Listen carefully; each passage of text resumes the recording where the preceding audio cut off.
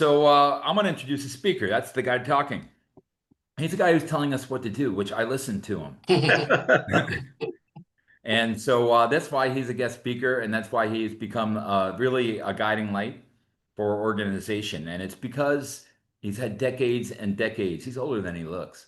He's had decades and decades of experience. It's a Thank you. communication strategy and running campaigns, and not political campaigns. You've done that, Steve, but you've also run initiatives and legislative initiatives. I know you're proud of the fact that you're very big in bringing the really innovative recycling laws into California. And Yes. uh, and I know you've worked with a lot of grassroots coalitions and nonprofits, and I know you had 8 offices. And I know personally from working with you that you have a great structured mind. It's amazing how you see everything from 10,000 feet, and you just disregard any detail, and you have this logic of seeing the structure, seeing the plan and workflow, and just being able to share that and offer that out to your clients and friends and to us too. So I especially appreciate that about you. I have no idea what you used to get paid an hour, but I would say I owe you at least a nice dinner. I was going to say, I don't want to get into my old hourly rate, but I want to first thank the group. Charlie introduced me to this group. Charlie and I actually went to undergraduate school together in Dayton, and he was following me on Facebook and asked me to get involved. And yes, I am retired. I started back in 1980 when we didn't have the technology that we have today. It was basically, I think, beepers was the most advanced technology that we had. We didn't have computers. Um, I've taught classes, and I want to kind of give you kind of from an overview of my perspective. Communication strategy is still the same today as it was in 1980 when I started. I was a vice president for Coca-Cola, and I learned a lot of the corporate marketing strategies and applied them into my public affairs work.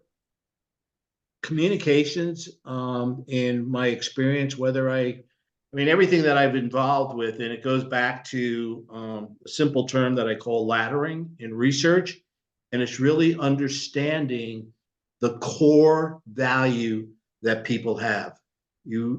For example, I did involvement in transportation, and we completely threw out what they were doing in the state of California. They were saying, well, just ride share, and you had to get into the laddering, and the laddering meant, well, you're asking me to ride share, but do you know that as a single woman, I'm fearful of leaving work late at night and being by myself in the streets and getting mugged or raped?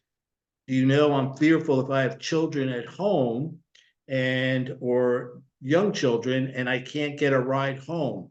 Do you know that if I'm in sales, I can't be maneuvering all these things? So what I've always done in what I call segmentation and psychographics is understanding the core values that people have and share across lines. And I think, Stu, you brought that up, exactly why the pledges. We're not here to talk about, on our sides, we could talk about Trump or MAGA or whatever. It's not about the politics.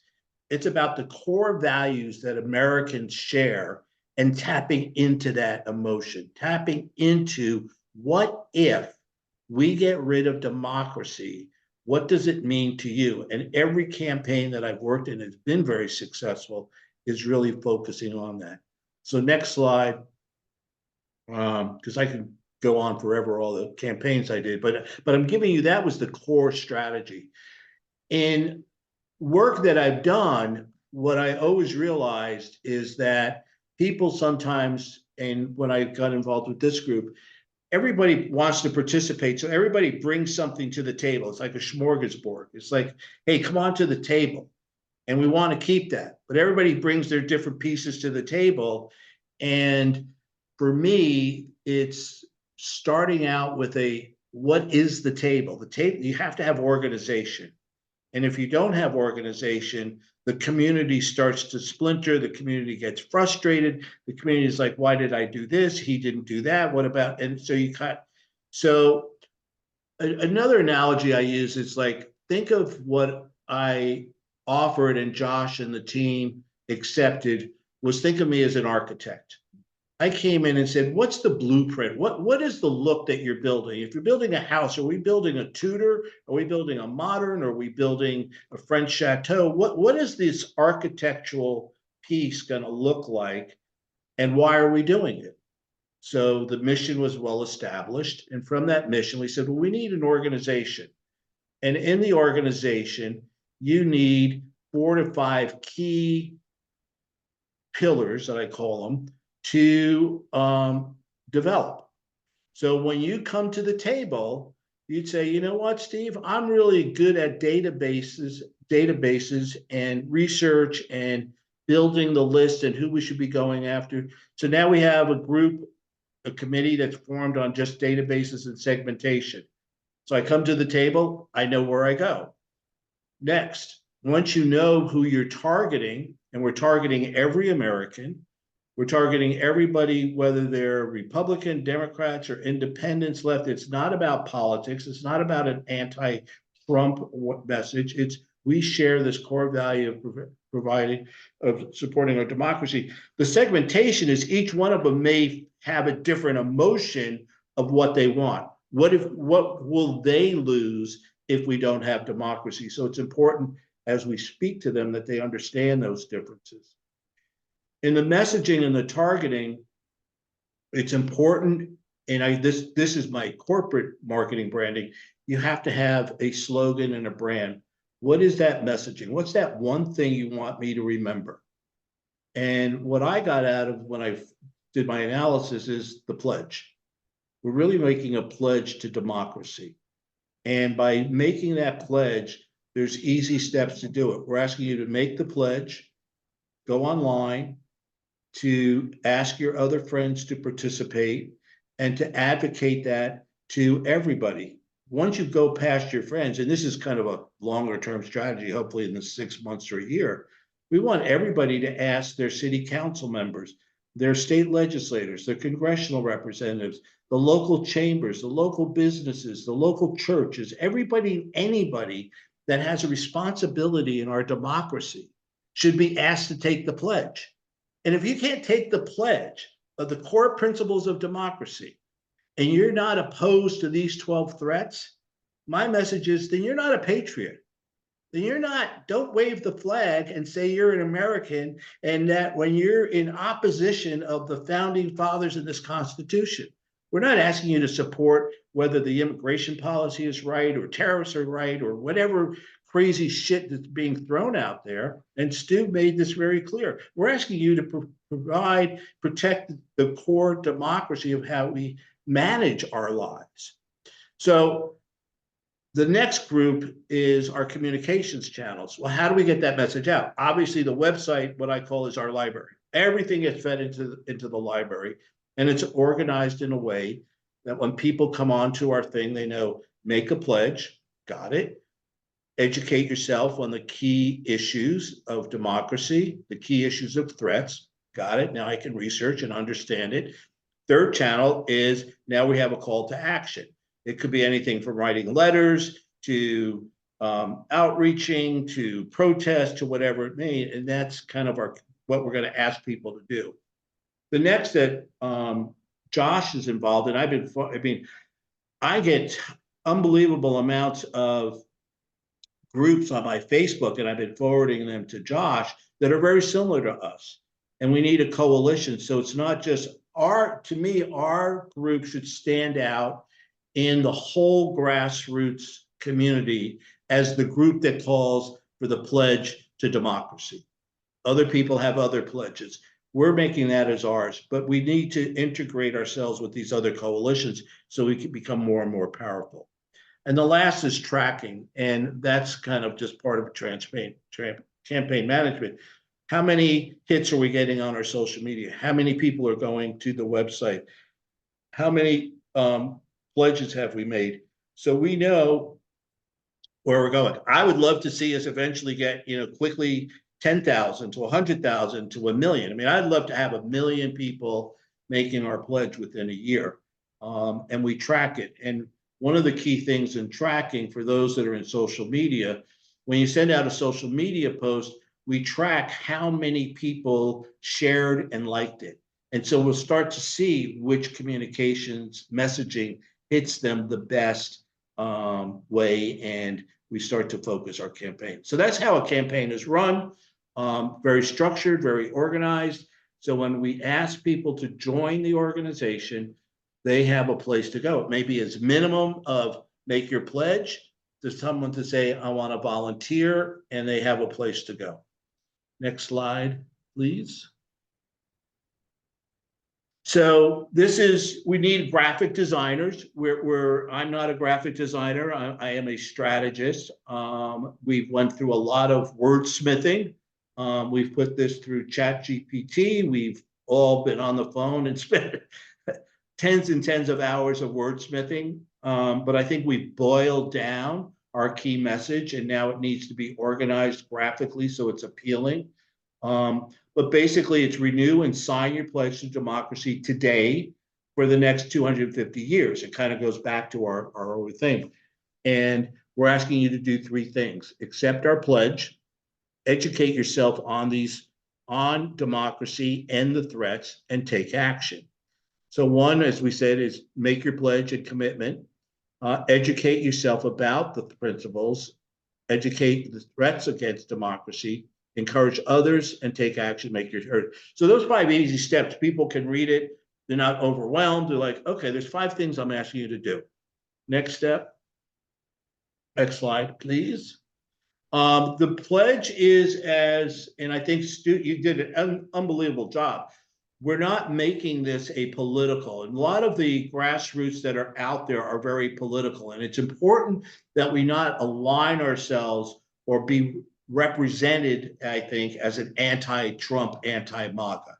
And it's hard to not be pulled into that, but it's important to be focused as we are the group that is defending democracy. We're not talking about the specific politics. We're talking about the system by which we are governed. And that is to engage, that I will be an engaged citizen. I will defend and protect the core principles. And I understand that I have to take responsibility, i.e. people need to vote, people need to participate, they need to write letters. The second, I agree, regardless of my political beliefs, that you do reject authoritarianism in all its form and all efforts. And that, I think, is so critical. And I can tell you, people that respond to me on my Facebook, because I was a publisher, I have a tremendous amount of people that I don't even know, but respond to my Facebook. And there's a thread by some that are basically saying, you know, Steve, democracy hasn't really worked. And what's really wrong with centralizing our power by Trump taking over and centralizing all this thing? Isn't it more efficient? And I just go crazy over it. So to some, and I've given this as an analogy, in my opinion, unfortunately, I think in some that are very strong evangelicals are used to in their life of a singular preacher standing there on Sundays and telling you what to do and what to believe. And, you know, the sheep follow, and, you know, it's kind of easy. Yeah, he just said, do this, and this. That's kind of a behavior that a lot of people follow. A lot of people are followers and not leaders. So if you say, you know what, this is a lot easier and we're not going through the crap. So I think that's important about the authoritarianism rejection. And again, what will that do if it happens? And what are the extremes that can happen in our society? I use Iran as an example, and people are like, well, it's never going to happen. I'm like, yeah, okay, it was never going to happen. And then to the threats to democracy. So we'll go through the next slide. So once you agree to the pledge, these are your commitments. Advocate for my right to directly participate in policymaking without limitation or retaliation. Protest. I mean, what they're trying to do now is control any protest, or God forbid you criticize policy, you are anti-American. Fair and open elections. I think Trump and others are trying to gerrymander and restrict methods of having people participate. To continue to live my life the way I choose and within the rule of law. not by somebody else's religion or moral standards. A fair and just society for all, as Charlie had talked about, not only in the Black community, but other people of color and women that forget. You know, it was 1973 was the first time that women were able to get loans and credit on their own. I mean, think about that. 100 years ago, or a little over 100 years ago, women were even allowed to vote. Black people were considered to be two-thirds of a person. The essential human services for all, that we have to advocate the social safety networks of everything from food, shelter, and health, due process, fundamental principle of balanced and accountable system with the separation of powers, and 100% accountabilities of those who undermine our democratic institutions. I think those are not political. I think they're policy. And I hope that someone who says, I can't vote for this or I can't pledge, they have to be challenged back. What do you disagree in any of those? The next slide, please. These are the core principles. This is when you start getting it down, and I don't want to be nerdy, but I mean, there's some people that are going to read that. Some people don't want to go into the depth, but if you want to go into the depth, in our website, we'll walk you through the core principles. Here are the core principles. If you want to learn more and understand them all, we'll have the background information. But this is a system that our forefathers developed against the monarchies and the religion control of Europe. It's to be protective of individual liberties. Separation of powers, I think that's our biggest issue. That's what goes back to authoritarian government. And then the next one is the 12 threats. These are ones that we've all worked on as a group. This is the next slide. Next slide, please. These are what we've come up with. Are they limited? No. We've modified them, we've organized. These are all open for everybody, but I think these are the 12 that we as a group that prepared this believe are important. We think that the dismantling of our system of checks and balances is taking place, and that's a threat. We think that there's a weakening of our independent democratic institutions, from the press to academia. We believe that there's a undermining of our due process of law as it's occurring with our immigration. We think economic and educational equality and division of citizens continues. So if you don't believe in Doge, then what is the alternative?